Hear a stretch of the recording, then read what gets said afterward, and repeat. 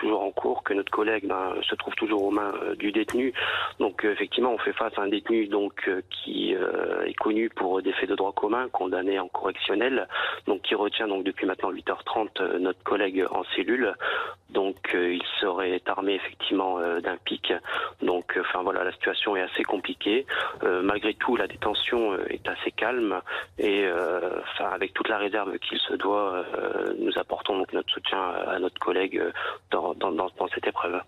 Il y a des unités, on imagine que les ERIS ont été positionnés?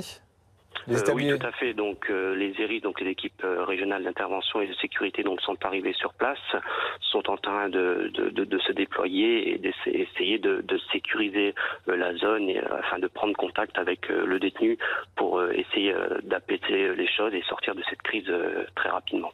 Votre métier, hein, on le sait, vous le savez, peut être dangereux. Il y a des formations spécifiques au risque de prise d'otage ?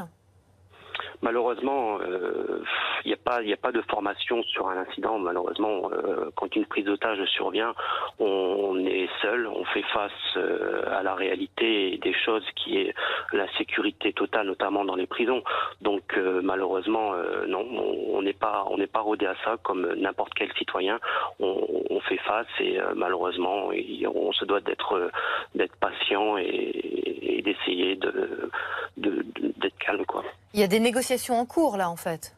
Oui, tout à fait. Là, comme dans toute situation de crise, il y a une prise de contact qui essaye d'être établie pour essayer de trouver une issue favorable rapidement.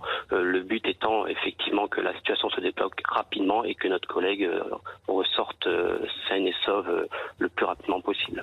Merci beaucoup, Yohann Carrard, d'avoir été ce matin sur BFM TV pour ces premiers éléments. On vous retrouve, hein, bien sûr, dès que ça évolue.